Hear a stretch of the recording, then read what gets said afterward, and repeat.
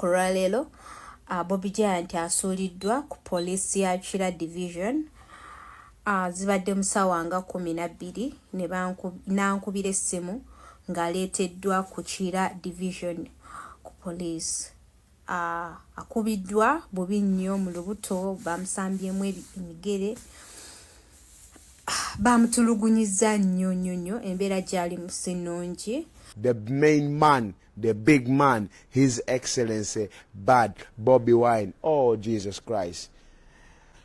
Bw'oba oli eyo ng'okyazaala wa Bobby, bw'oba oli eyo ng'okyalina amakagamba nti Bobby talina kyangamba, bw'oba oli eyo ng'okyalowooza nti olina wooli mbw'okoze nnyo olina ku level gy'otuuseeko oyagala kwenkana Bobby, blood like okyalimba. Yes, nalabye ku musajja alina amaanyi agaddala. Bobby is a semi-god. Nkweyanziza, webale nnyo, webalire ddala aneegasseeko amatulutulu gano.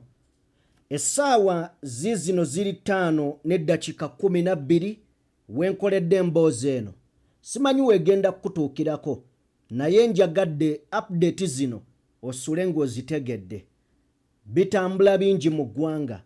Waliwo amawulire agayinza okubeera ag'essanyu era nga gassanyu oluvannyuma lw'okutegeera nti Bobby Giant abasirikale oba abagambibwa okubeera ab'ebyokwerinda bamusudde ku poliisi emu.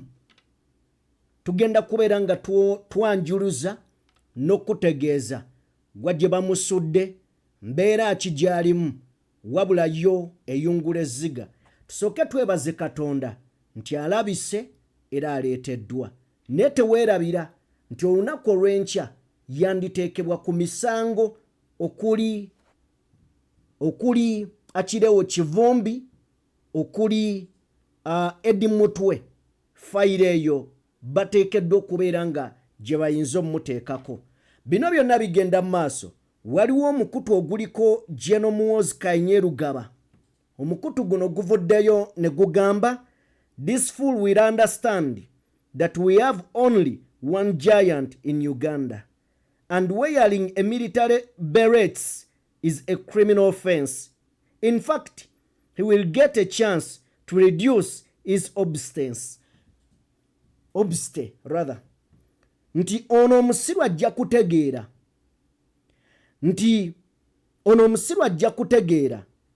nti mu Uganda waliyo giant omu. Remember, Bobby Giant yeeyita giant. Ono agamba nti ono omusiru ajja kutegeera nti mu Uganda waliyo giant omu. Era okwambala berets ku mutwe musango gwa naggomola. Era nagamba nti ekyamazima agenda nakusala ku mubiri, agenda sala ku masavu. Bigambo bingi ebiwerekereddwa. Tugenda kubeera nga tubitunuulira. Impunity, embeera Uganda ne bannayuganda gye bawangaaliramu ekanga yennyamiza ate era etiisa. Tugenda landulula ku bigere. Abakugu era abatunuulira ebyobufuzi mu ggwanga Uganda bavuddeyo ne boogera ku kiriwo olunaku olwaleero. NUP kyeyolekedde wano nga bagiwambira abantu baayo mu buli mbeera. Bagamba nti bino byonna gavumenti ebikola olw'okutiisatiisa ekibiina kino ne bannakibiina balekerawo. NUP beeteefuteefu okubeera nga bagenda kuzikiza oba kano ke kaseera bongere okubeera nga balinnya ku muliro bapuresinge. Epeesa lino erinafuye naye ng'ate ery'akareedi liraga nti lijja kubookya. Ke kaseera ba giving up oba bagende mu maaso. Tugenda kwongera ensonga zino zitegeera n'okubeera nga tuzigoberera. Leka tutunuulire ku kivulu kya Bobby Wine. Barista Timothy n'atugamba obanga oli Munnayuganda nga weepima mu Bobby Wine weetaaga kutwala butabika bakukebere. Ono omusajja leka tugenda kulaba ebyuma we byekyangidde newankubadde microphone zonna nga zeekyanze omusajja bwe yakutte microphone katono yasse abantu amatu essanyu abantu katono baffe yayingidde ku stage nga king yazze nga kabaka yazze ng'empologoma ne smile ew'omukkira ennyonza tugenda bitunuulira zikiriza tukole bwe tuti tukomewo.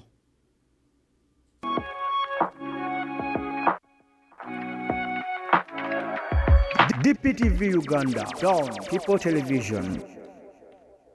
Mbanirizaako bassebo ne bannyabo wenna gy'osinziira okubeera ng'otulaba kisinziira mu ggwanga ki n'obudde wogenda okubeera ng'olabira vidiyo eno weebale nnyo weebalire ddala otufiisi zaakadde n'ojja obeere ng'ogoberera ebintu bino tetukutwala just for granted wabula okusiima kuli okusemberayo ddala vidiyo gituwere like so nga ate genda mu maaso n'okubeera nga osubscribinga eyakatwegattako eyatwegattako edda weebale nnyo weebalire ddala yenza sajjime tutandise bwe tuti olunaku olwaleero katutandike ne mukyala wa Bobby Giant amawulire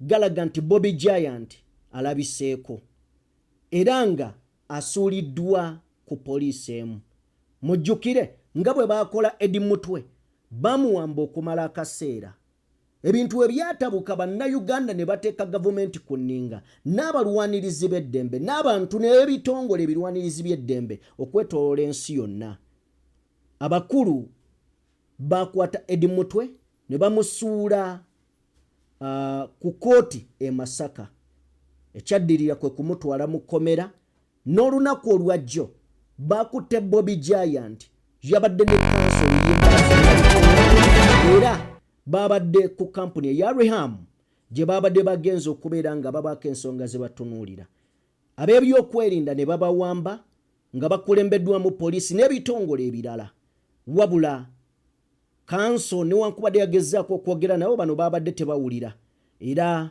bavuze Bobby Giant ne bamubuzaawo oluvannyuma ne tutegeera ekiro ng'omwogezi w'amagye General Felix Kuraije oba Major General Felix Kuraije ng'atutegeeza nti ffe tulina Bobby Giant era agenda kuvunaanibwa ku misango egyekuusa ku parade gye baakuba ebbanga eriyise e Makerere Kavule. Now olunaku olwaleero we butuukidde essaawa nga 3 ez'ekiro nga tumaze okutegeera nti Bobby Giant bamulese ku poliisi kusinziira ku mukyala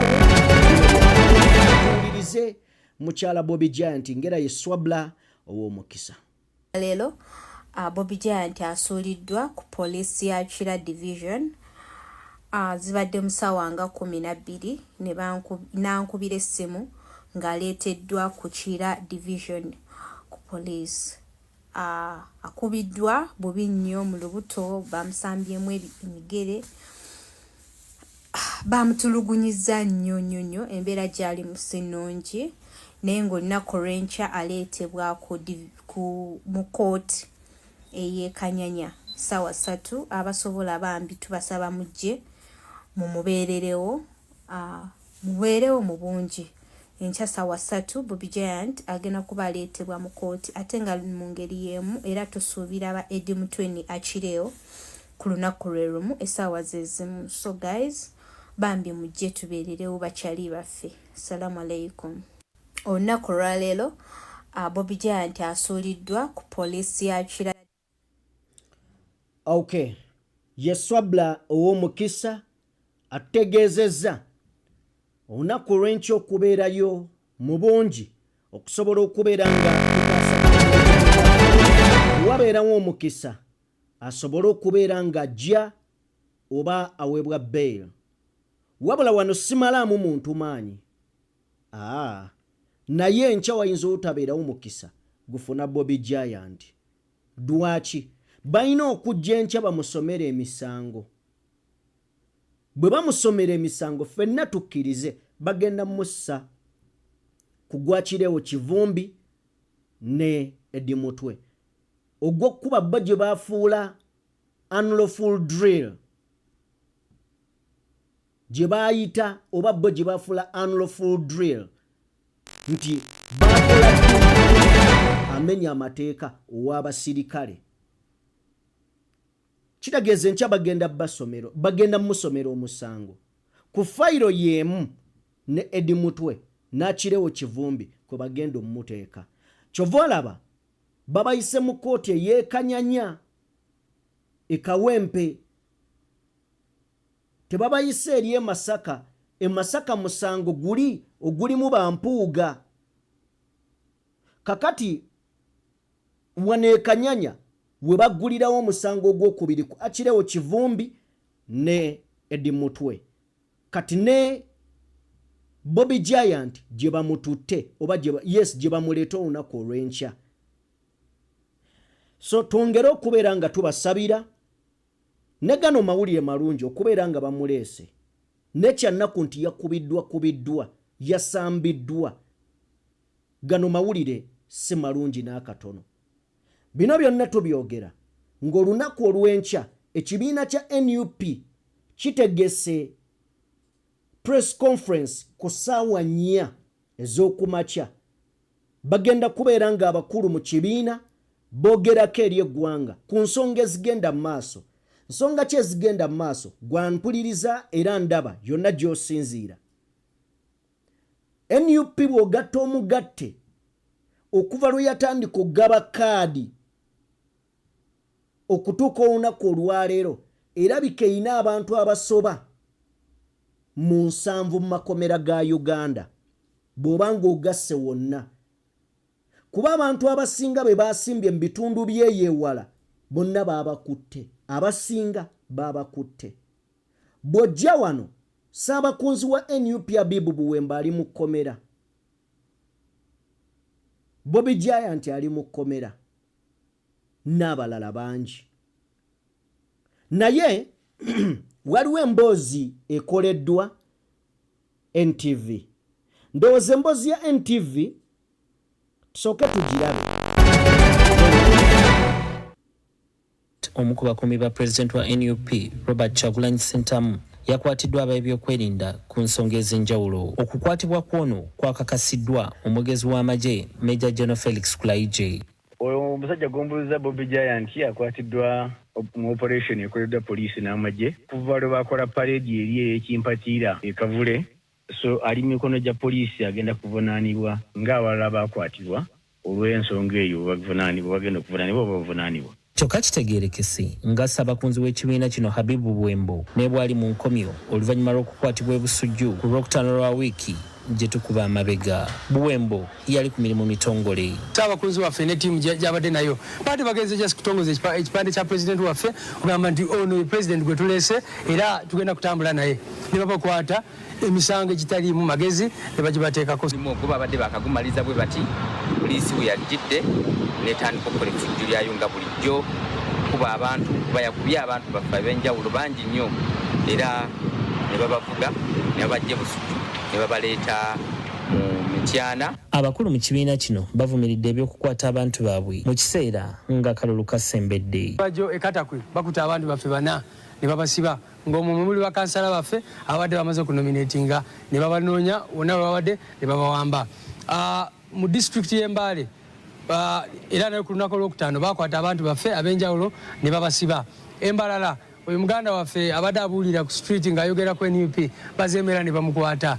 Kakati embeera eyo of course eyakasembayo muganda waffe Bobby Giant ne bamukwata olunaku lwajjo. Ffe ng'ab'erubaga Ssaabakunzi ava mu Lubaga South Buwemba Abibu.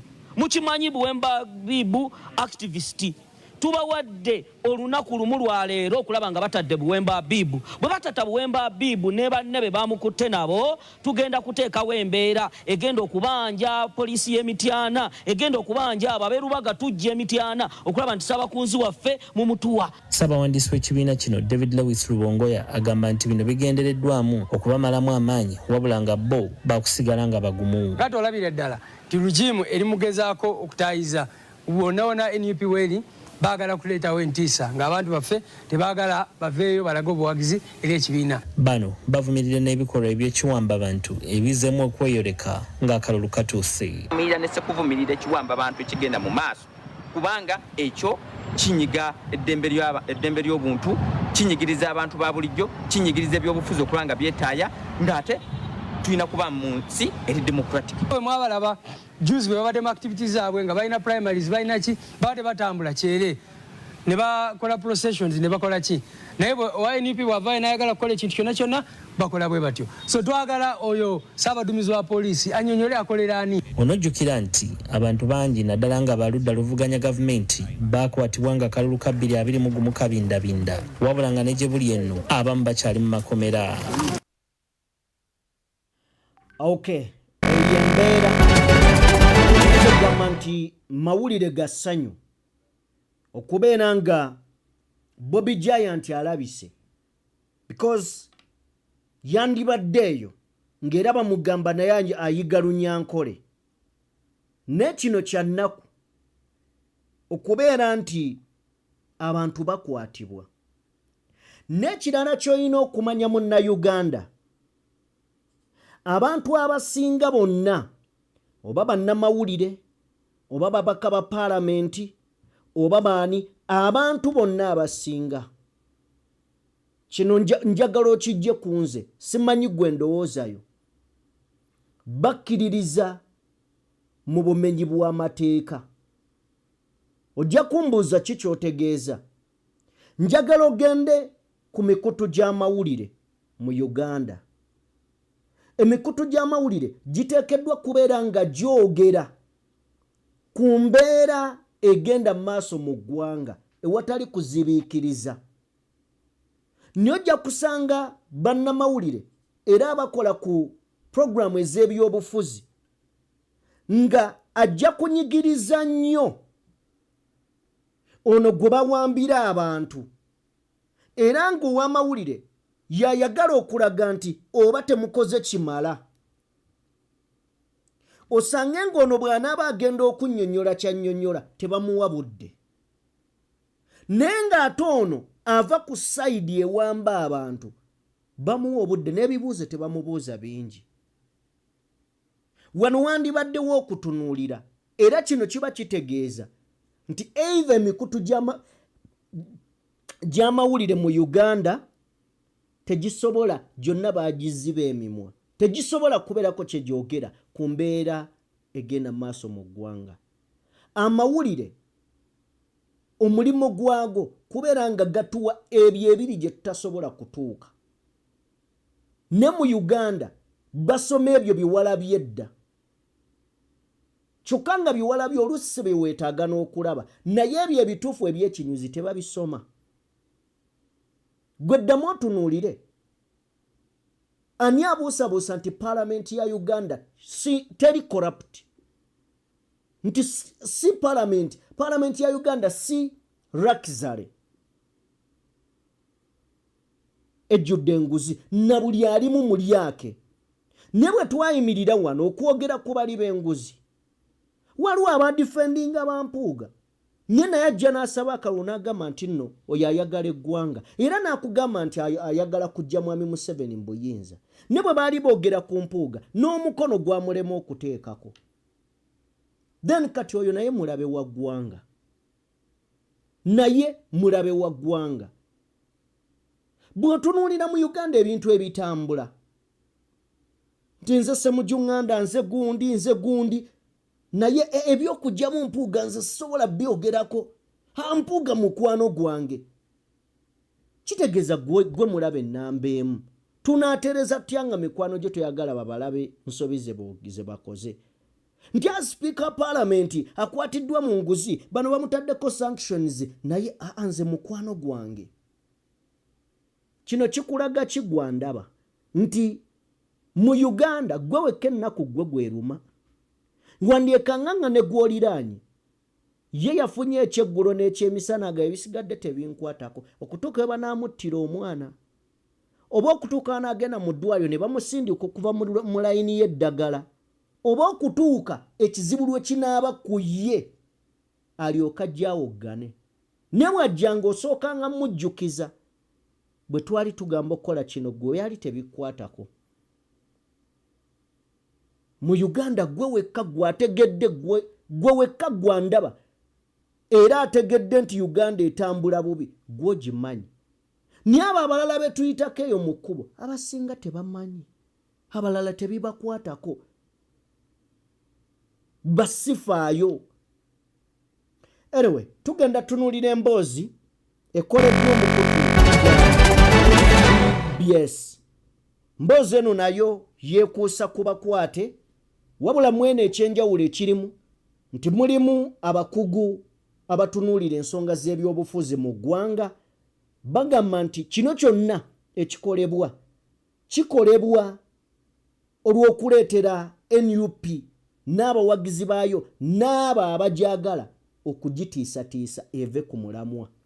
Mu komenti njagala oŋŋambe esaanidde okuva ku mulamwa oba eyongere kubeera ng'epressinga mu maaso ku nsonga eno. Nzikiriza soke tulabe emboozi eno.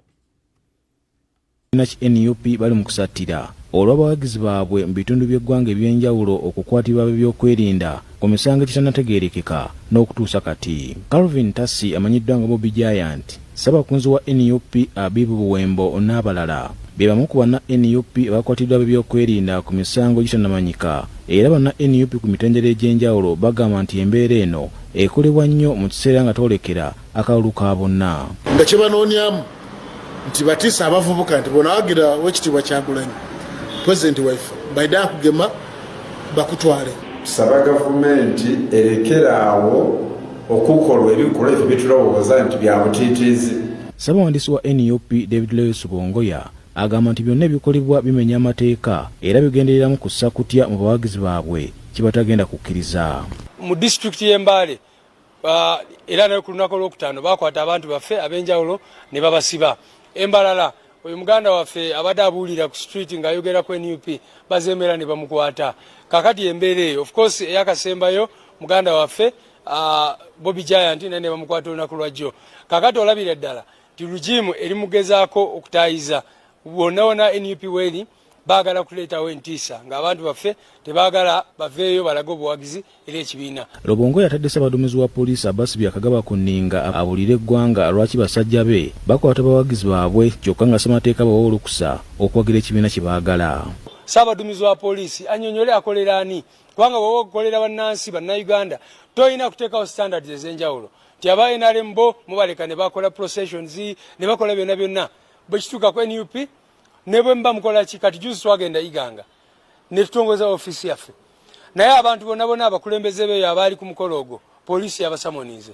Mu mbeera y'omu twogeddeko n'omulondoozi w'ebyobufuzi Haji Yasin Sekamatte n'ategeeza nti byonna ebikolebwa ku bawagizi wa NUP ab'ebyokwerinda ne gavumenti bagezaako kubateekamu kutya n'okubajja ku mulamwa gw'okulwanirira enkyukakyuka. Basalawo okukwata abantu aba bulijjo ng'ekigendererwa kubatiisatiisa oba oliawo baleme kugoberera Kyagulanyi n'okubeetamya opposition balowooze nti buli muntu wabeera ku opposition abeera wa Mwami Museveni era abeera akolera Mwami Museveni. Kyokka ono agamba nti yessaawa omukulembeze w'eggwanga Yoweri Kaguta Tibabula Museveni aveeya kumwe ku basajja be ab'ebyokwerinda kubanga Uganda etambulira ku nfuga ebibiina ebingi nga kati okuvuganya gavumenti tekyewalika. Mwami Museveni yakkiriza enkola ey'ebibiina ebingi ate aba bali mu bibiina ebingi abimuvuganya ate n'abeera nga agufuula musango n'okubakwata n'okubabuzaawo naddala abantu abo bali innocent. Ate ng'akimanyi bulungi nnyo nti ebintu ebikola ekibiina ne ideology ey'ekibiina si be bano abaana aba boda boda, si be ba Bobby Yanga, si be bano ba Bobby Giant, si be ba Kirewo Kiwanuka, si be ba Eddie Mutwe n'abalala. Bwe twogeddeko n'omwogezi wa poliisi mu ggwanga Kituma Lusooke ku Lukomo ategeeza nti buli muntu poliisi gwekwata abeerako omusango gw'azzizza era bakwate bakutwalibwa mu kkooti bavunaanibwe. Kyemanyi buli muntu eyakwatiddwa nga naye ali mu mikono gya poliisi either ajja kutwalibwa mu kkooti naye nga n'emisango gye baba babayinako oba okwemulugumya security kwebe bayinako already eba yasharinze nabo dda bo baba bakimanyi nti waliwo okusoomozebwa mu bintu ebikwatagana ebyobululu. Amateeka oluusi ogenda n'osanga nga abantu tebakoze eki tebagagoberedde nga bwe gaali badde galina okugoberebwa. Paul Siano Mukiibi. Byebyo ayogerera poliisi avuddeyo n'akugamba nti buli akwatibwa aba ayina omusango. Ekyo si bwe kibeera, si buli mukwate nti ayina omusango. ekyo kyayogedde either kyogedde mu butamanya oba mu butanwa. Si buli mukwate nti aba n'omusango, kubanga omusango gubeerawo ddi, gubeerawo nga bagukusingisizza. Ne bwe mbeera mu kkooti nga tebannasingisa musango, my dear, mba siina musango kuba mba nsobola okuguvaako awo. Bangi gye bali basibe nga bawaayirizibwa, si buli musibe nti alina omusango. So embeera yeeyo, olunaku olw'enkya waliyo press conference ssaawa 4 Makerere Kavule bagenda beera nga baadressinga byonna ebigenda mu maaso mu kiseera kino. Owulidde Busoga bonna abawangudde kaadi za NUP poliisi yabasamoninze. Kitegeeza beetaaga ku poliisi. Waliwo olukwesikwesi okulemesa NUP abantu be yawadde kaadi okubeera nga bajja ku ballot. Ku kyaba Eddie Mutwe nti baagala kujja Bobi Wine bamuggyeko buli amwetoolodde. N'abo nga bwe bajja era n'abalala weebali. So ndowooza kikolwa kya bunafu, kya butiitiizi, era kikolwa kya butawa ssemateeka kitiibwa, kubanga ssemateeka buli kimu akyogerako. Naye ababikola babikola batya? Oba oliawo olunaku olw'enkya tujja kujja twogere ku ssemateeka w'eggwanga. Olunaku olw'enkya tujja kwogera ku ssemateeka w'eggwanga.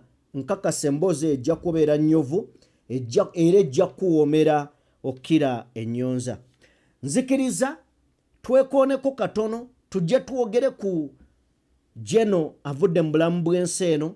Katwekooneko wano. Mu Uganda abayimbi bangi ababaddewo okuva eri kuba abalijjidde Christopher Sebadduka, ne tujja mulembe gw'aba abasudde Paul Kafeero, Bamatiya Lwimaka Kumirizi, ne tujja Paulo Kafeero, Gerard Chiwewa, ne tujja mba Jose Chameleon, awe wali league Robert Kyagulanyi Ssentamu mwe yali. Ne baboosting endongo negenda so high n'okubuuka borders. Ne bano bonna bazze bakola mu kutoba n'okufuuka kye bali ku bonga abantu, so si gavumenti. Olwaleero gavumenti eri mu kuzimba basita abaayo ng'era kigirowoozesa mbw abo basita balina kye bagenda okukola. Ne basita abo obugwagwa n'obusirusiru bwe balina beewaanira mu nsobi. Era balowooza nti bo bategeera okusinga bali abalala be bakozesa ng'obupiira ne bakasuka eri.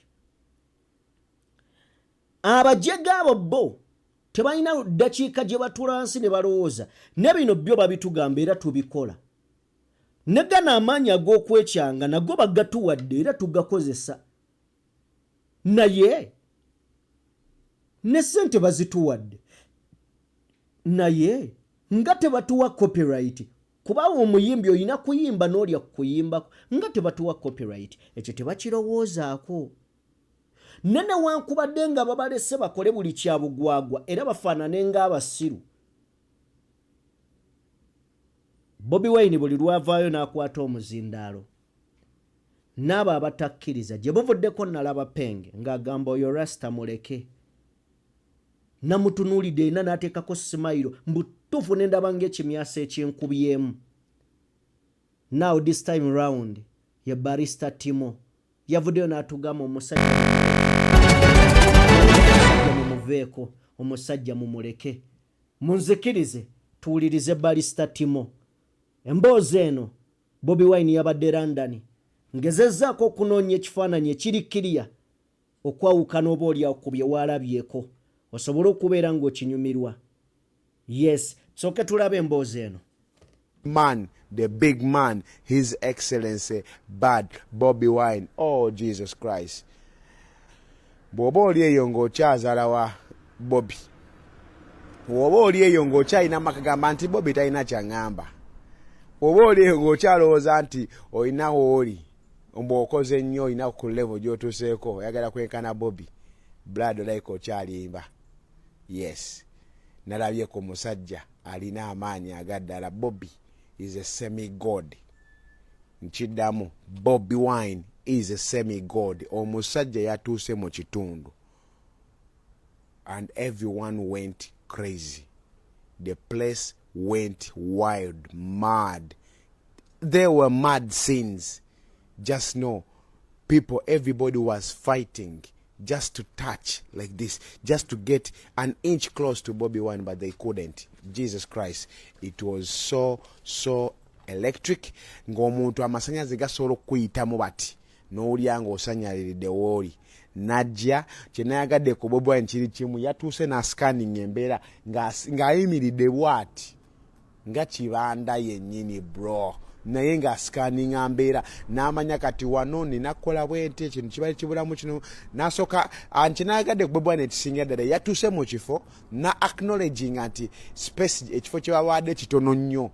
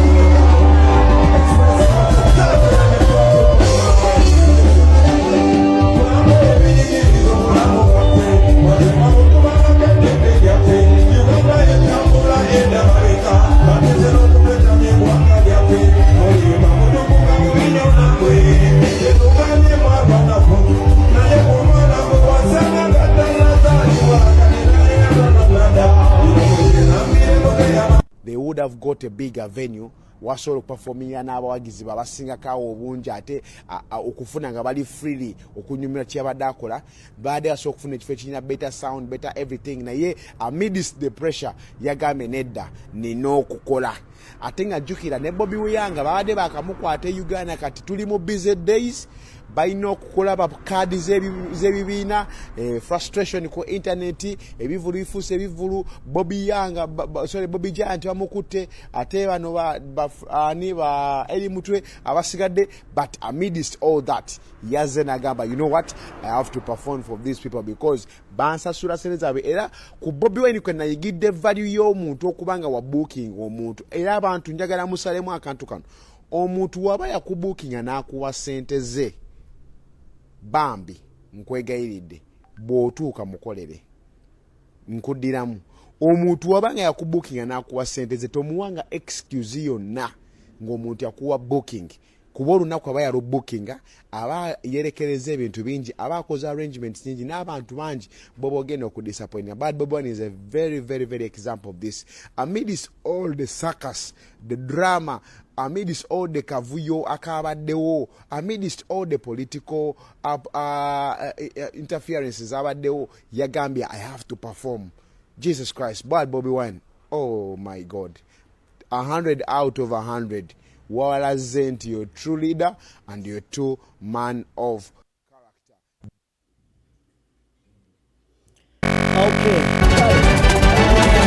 Byebyo ebyabaddewo omuwulidde Balista Timo ng'agenda mu maaso n'okubeera ng'akunnyonnyola who is Bobi Wine, oba oliawo yamutestinzeeko n'amuwulira.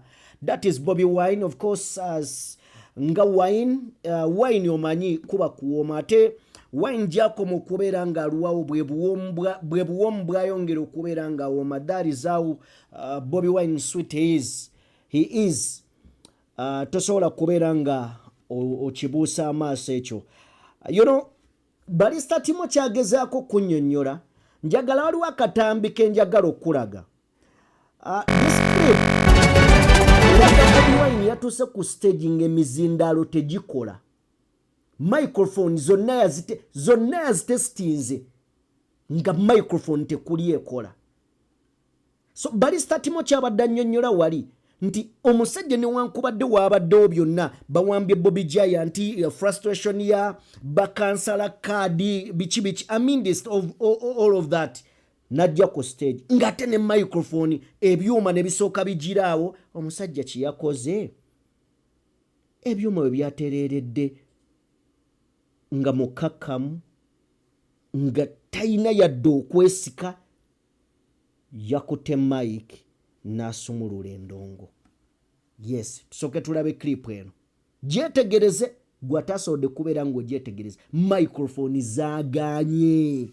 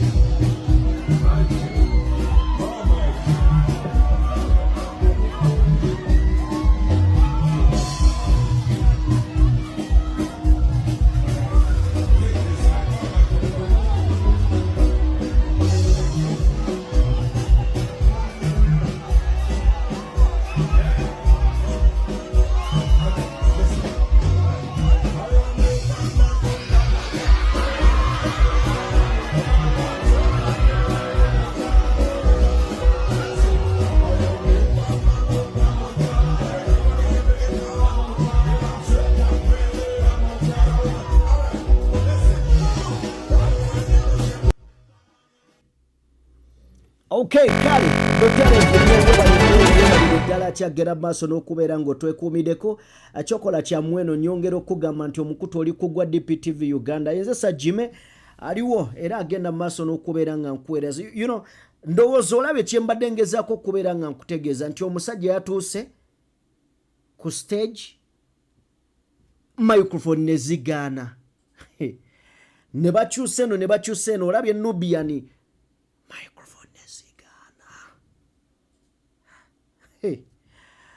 naye kasita n'asumulula emu kasita yakutte gwe gaya ayina sumayiro emu kasita yakutte n'asumulula. That is original anirure. Bad Bobi Wine abalala bamuyita fada, abalala bamuyita mitembo, Sebagulanyi, mubanda wa kabaka ow'akabi, amanya mangi. So kale ndowooza tweyongereyo. Morgan ekintu nno ekintu ng'okikoledde ddala bulungi wakisomaye. Yes osaana kuwa bimuli byo kati. Osaana kuwa bimuli byo bana ebimuli bya Morgan mubimuwe kati. Tewali buzibu. Osookera kuma kino ga Morgan nze mwaddeyo omutwalo. Yes, sookera kuma kino ga Morgan muwaddeyo omutwalo. Muwe. Dwaki tubeera tutyanga tulina abantu bangi webatenga Morgan nakwemuluma. No, tekijja kukola. Kale bwe tuba nga tuvuddeyo nzikiriza mukwano gwange ate nkutuuseeko amawulire genyinza okugamba nti malungi si malungi yadde n'akatono gega omusajja bamuyita batyo siryerabira. Oyo omwami gw'olengera ku screen yo mukwano gwange angoberera era mpuliriza bannanga omusajja simwerabira naye kanfune wano mangu nnyo nsobole okubeera nga mukubuulira yani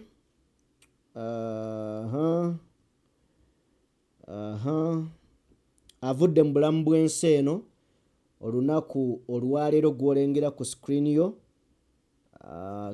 njagala kubeera nga mukufunira